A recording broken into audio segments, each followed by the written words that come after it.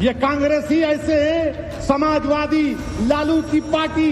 अरे तुम लफ्ज मुसलमान का नाम लेने से डरते पार्लियामेंट में।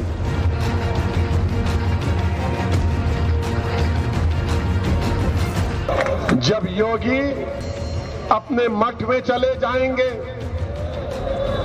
मोदी पहाड़ों में चले जाएंगे, हो सकता है या कहीं पर जाकर रहेंगे, जब कौन आएगा?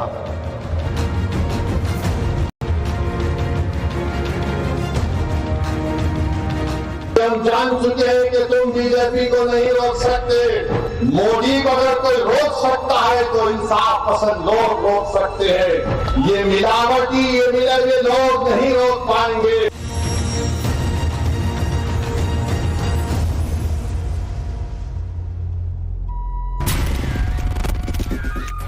दो लड़के यूपी में अभी एक राह पर आए ही थे, अभी सेल्फी वेल्फी खींचकर माहौल जमाए ही थे।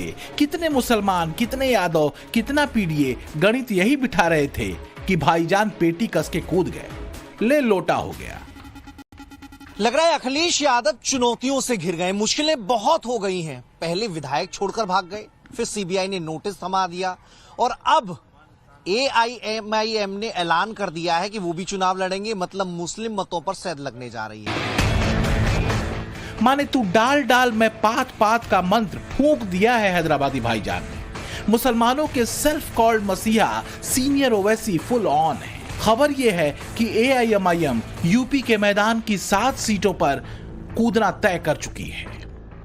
मजलिस इत्तेहादुल मुस्लिमीन फिरोजाबाद, बदायूं, संभल, मुरादाबाद, अमरोहा, मेरठ और आजमगढ़ हम अपने कैंडिडेट 2024 लोकसभा में इतनी सीटों को उतारने पर विचार कर रहे हैं। बाकी हमारी बातचीत चल रही है, आगे हो सकता हो इन सीटों में और भी इजाफा कुछ सीटों पे किया जाए।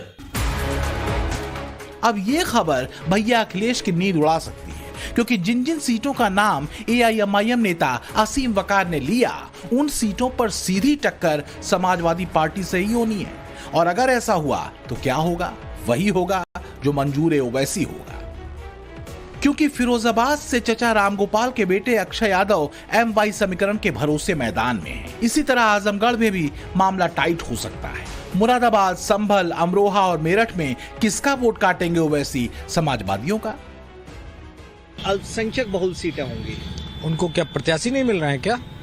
उत्तर प्रदेश के किस क्षेत्र में मुसलमान नहीं है? पूरे उत्तर प्रदेश में मुसलमान है, तो 7 ही क्यों? 70 पे लड़ो, 80 पे लड़ो और 543 पे लड़ो। अगर नहीं लड़ पाते हो तो बेवजह फील्डिंग करते रहो, ऐसे ही कोई फर्क नहीं पड़ता। माने छाती ठोक कर बोलना अलग बात है, लेकिन भाई साहब अगर हर एक जगह ओवैसी के प्रत्याशियों ने समाजवादियों के वोट को 2 बिलाव भी छोटा किया तो बड़ा टोटा हो जाएगा। जरा समझिए कैसे। CSDS के मुताबिक 2019 के लोकसभा चुनाव में यूपी में मुसलमानों के वोटिंग का ट्रेंड कुछ इस तरह था। कांग्रेस को 14% वोट मिले थे, बीजेपी को 8%, समाजवादी पार्टी और बहुजन समाजवादी गठबंधन को 73% वोट मिले थे और अन्य के खाते में 5% मुस्लिम वोट गए थे। और वैसे भी हैदराबादी भाईजान की सियासी लकीर बीजेपी का वोट तो नहीं काटेगी। ये लकीर गिरेगी तो समाजवादी पार्टी और कांग्रेस के मुस्लिम वोट बैंक पर ही। समाजवादी पार्टी में ना काबिलियत है, ना अहलियत है, ना ताकत है कि वो भाजपा को शिकस्त दे सके। इसीलिए हम अपील करते हैं खास तौर से मुसलमानों से कि अपने वोट को ज़ाय होने ना दें। इसी तेवर और तरीके से समाजवादी पार्टी और कांग्रेस के लिए ओवैसी एक बड़ी सियासी मुसीबत यूपी में बन सकते हैं। बात सिर्फ 7 सीटों की नहीं है, ओवैसी तो 20 सीटों पर सियासी करतब दिखाने के मूड में है। AIMIM के प्रदेश अध्यक्ष शौकत अली ने प्रस्ताव असदुद्दीन ओवैसी को भेजा है। इसमें 20 सीटों पर चुनाव लड़ने का मसौदा है। ओवैसी की नजर मुस्लिम बहुल सीटों पर है। उत्तर प्रदेश में मुस्लिम आबादी 19% से ज्यादा है, लेकिन पश्चिमी यूपी में यह बढ़कर 26% हो जाती है। यूपी में 30% से ज्यादा मुस्लिम आबादी वाली लोकसभा की 21 सीटें हैं और इन्हीं सीटों पर खास तौर से ओवैसी की निगाहें टिकी हैं। कौन क्या ऐलान कर रहा है? देश के अंदर इतनी पार्टियां हैं, हर आदमी स्वतंत्र है अपनी बात को कहने को, अपने फैसले लेने को, लेकिन सवाल यह है कि उत्तर प्रदेश का आवाम विपक्ष में सबसे मजबूत तौर पे किनको देख रहा है। समाजवादी पार्टी भले साइकिल पर चढ़ी धूल की तरह एआईएमआईएम की रणनीति को झाड़ दे, लेकिन सच ये है कि 2022 के विधानसभा चुनाव में ओवैसी ने बड़ा डेंट M-Y समीकरण वाली समाजवादी पार्टी को दिया था। असदुद्दीन ओवैसी ने 100 से ज्यादा प्रत्याशी यूपी के चुनाव में उतारे थे। ज्यादातर की जमानत जब्त हो गई, लेकिन ओवैसी के प्रत्याशियों ने इतने वोट जरूर हासिल किए कि बीजेपी उम्मीदवारों के लिए जीत की राह आसान हो गई। बिजनौर, नकोड़, फिरोजाबाद, मुरादाबाद, कुर्सी और जौनपुर जैसी मुस्लिम बहुल सीटों पर बीजेपी अपना कमल खिलाने में कामयाब रही और यहाँ कई सीटों पर जीत का अंतर 500 से 1000 वोटों से भी कम था। इनसे सवाल करो कि तुमने मुसलमान का नाम नहीं लिया पार्लियामेंट में। ये कांग्रेसी ऐसे समाजवादी लालू की पार्टी, अरे तुम लफ्ज मुसलमान का नाम लेने से डरते पार्लियामेंट में। मैंने खड़े होकर कहा कि मुसलमान खवातीन को, ओबीसी खवातीन को रिजर्वेशन मिलना चाहिए। ओवैसी के तर्कश में तीर धर्म का तो है ही, साथ ही जाति का भी है, खासकर पिछड़ों का, जिसका जब फिलहाल राहुल अखिलेश ने पीडीए फॉर्मूले के जरिए आजकल शुरू किया है। ऐसे में खेल किसका बिगड़ेगा क्या समझना मुश्किल है। तो समाजवादी पार्टी समझ नहीं रही या ज्यादा समझकर सन्नाटे में है। आज लोहिया का नाम लेने वाले डरते हैं असदुद्दीन ओवैसी से। मैं तुमको इंतबाह दे रहा हूं कि हां, तुम्हारा मुझसे डरना वाजिबी है। तुम डरते रहो, तुम्हारी रातों की नींद हराम करके जाऊंगा मैं। कल, आज और कल में ज्यादा कुछ नहीं बदला है, लेकिन 2022 के विधानसभा चुनावों से लेकर लोकसभा चुनावों तक ये बात शीशे की तरह साफ है कि ओवैसी विपक्षी खेमे में खलबली मचाने और न खेलब न खेले देव करने के लिए काफी है। ओवैसी की राजनीति के ब्लूप्रिंट का फोकस मुस्लिम वोटर्स पर है और धारा एक ही है, कट्टरपंथी धारा। इसमें भड़काऊ बयानों की रेसिपी है, मुसलमानों को डराना है और मोदी योगी पर तीखे सियासी वार करना है।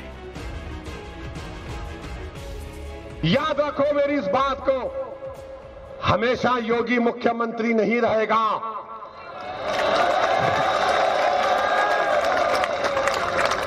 हमेशा मोदी प्रधानमंत्री नहीं रहेगा। और हम मुसलमान वक्त के एतबार से खामोश जरूर हैं, मगर याद रखो हम तुम्हारे जुल्म को भूलने वाले नहीं हैं। हम तुम्हारे जुल्म को याद रखेंगे। अल्लाह अपनी ताकत के जरिए तुमको निस्तो नाबूद करेगा इंशाअल्लाह ताला। और हम याद रखेंगे, हालात बदलेंगे। जब कौन बचाने आएगा तुमको?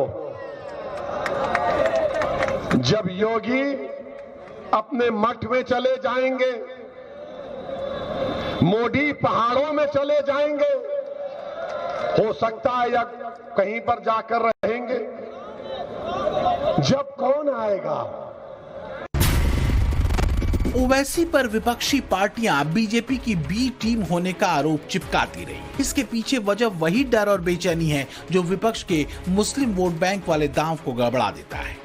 हालांकि एक पेशकश ओवैसी की पार्टी की तरफ से अखिलेश के सामने रखी जा चुकी है, लोकसभा चुनाव में 5 सीटें एआईएमआईएम को देने का। देखिए, अगर गठबंधन में हम 5 सीटें मांग रहे हैं, अगर 5 सीटों पर हमारी बात बनती है और गठबंधन 5 सीटों पर तैयार होता है तो गठबंधन हो जाएगा। और अगर गठबंधन हमारा मूल्यांकन कम करना चाहेगी कि नहीं 5 नहीं, आप 2 ले लीजिए, 1 ले लीजिए, तो फिर गठबंधन नहीं हो पाएगा। ये क्लियर कट है। तो क्या अखिलेश जिसे छोड़ेंगे ओवैसी उसे लपक लेंगे? साम दाम से लेकर दंड भेद तक सब चलेगा। 2024 में यूपी के जमीन पर ओवैसी की एंट्री दरअसल किसके लिए चुनौती बन जाएगी? लखनऊ से मनीष यादव के साथ bureau report, times now, Navbharat.